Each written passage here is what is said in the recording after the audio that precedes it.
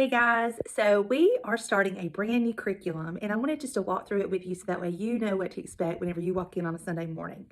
So we're going to start the Gospel Project on Sunday mornings. This is a curriculum that we've been using on Wednesday nights for a few months now. It's been really great and I'm excited for us to include this on our Sunday morning now in our nursery classes so that way we can do the same thing on Sundays and Wednesdays as far as the lesson. On Sundays, we will be using the kids' worship portion of the Gospel Project, and on Wednesday nights, we'll dig a little deeper.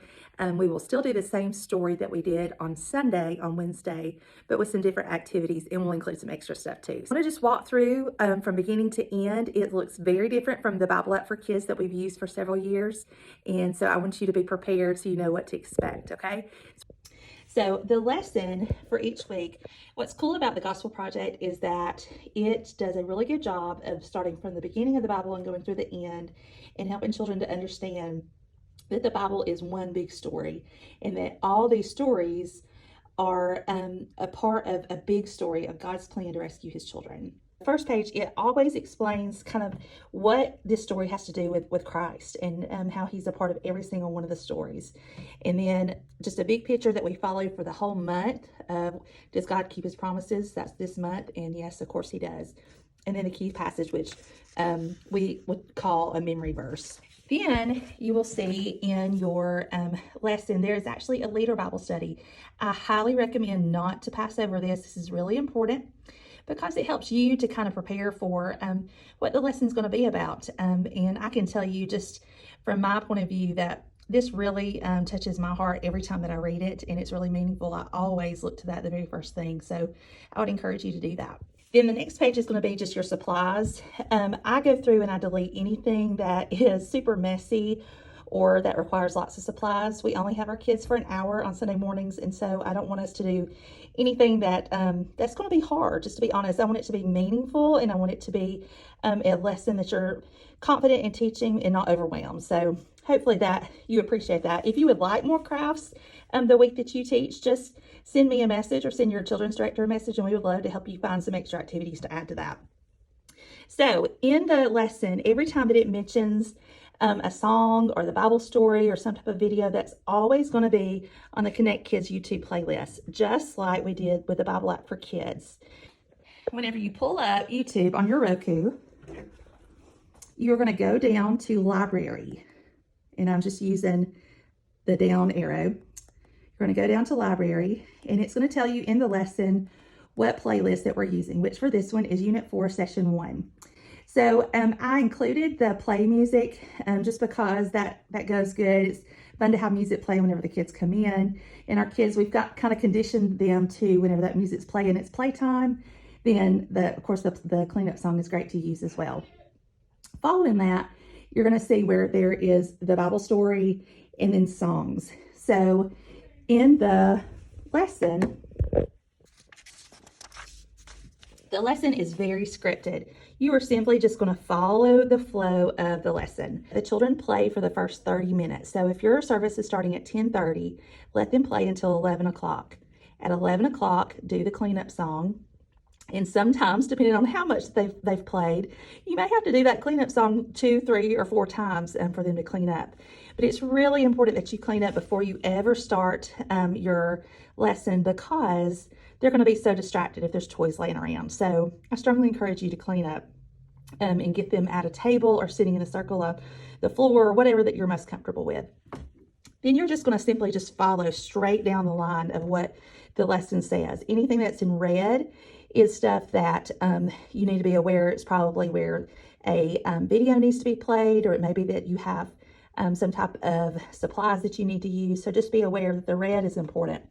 And it's so scripted that even whenever you're telling the Bible story, you can literally read this, or before you come in, read through it several times so you're familiar with it, and that way you don't have to read it.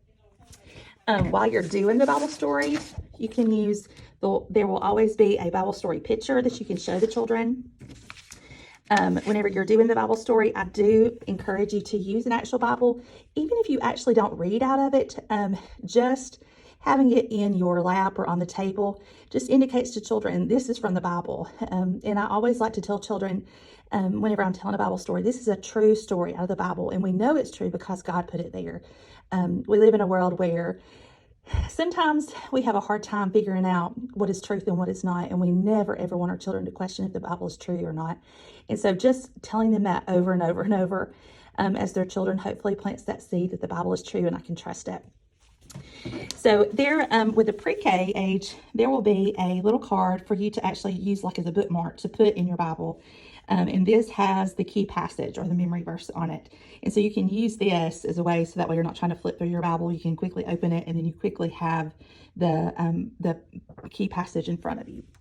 Okay, so whenever you start with telling the story, the first thing that you're going to do is show the Bible story on here. Now you'll notice that this looks very different from Bible App for Kids because the Bible story is only 3 minutes and 17 seconds. And we're used to having a video that lasts 20 to 25 minutes. So that's what's going to be different about this is there will be a little bit of watching a video and then let's talk or do an activity and then watch a video again and kind of going back and forth like that. So you're going to show the Bible story and then you're going to just basically retell it all over again. You can use the picture, and it also has some ways that you can act it out or to use props. These are things that are great to do. I want you to do what you feel most comfortable doing. If you want to use any of those props, most of these we have around the church or just bring it from home is great. Then you're going to practice the key passage, and with your materials there will be the key passage. So if you are teaching pre-K, this is your key passage. If you are teaching the 2 and 3-year-olds, the key passage is much simpler. It says God keeps his promises. And so it's going along the same theme, but obviously not so many words.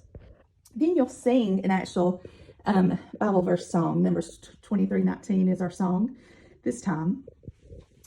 And then you're going to go back to your lesson and you're going to talk about the question and answer. So we're going to always have a question and answer of, what does this mean? So for this month, it's just God keeps his promises.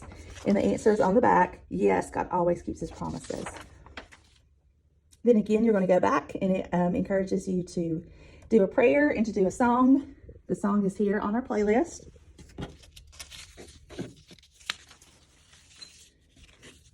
Then for the love part of the lesson, these are just activities that are fun and that are to get the kids engaged. You can choose to do all 3 of these. You can choose to do 1 or 2, whatever amount of time that you have, however engaged that the children are is what I would encourage you to do. So there'll always be anywhere from 2 to 4 activities for you to choose from. Then this is just kind of a review of, let's talk about what we've learned. There's questions and then just reminding them of what the Bible has to say about God keeping his promises and what the Bible story was about, and then you're going to pray. This is not included in the actual lesson, but there will always be an activity page that goes with the lesson. So on the front of it, it's going to have some type of activity where they draw or match or circle or whatever it may be. And then on the back is usually the Bible character that was in the story. And then there's a little kind of explanation about what we learned. This is important for parents to get so that way they know what their kids have heard today. Okay, so that's the Gospel Project, and that's what we will be doing on Sunday mornings from now on. I had mentioned earlier about the importance of cleaning up before your lesson starts, and I can't reiterate that enough. It'll really help your lesson to go a lot smoother. And I will tell you, whenever I teach on Sunday mornings, I always clean up first. We do our lesson, and then we do the activity page at the very end. If service happens to go on longer, I will bring something to the table like Play-Doh or Legos, something that we're all doing at the table together so that way they're not messing the room up a second time.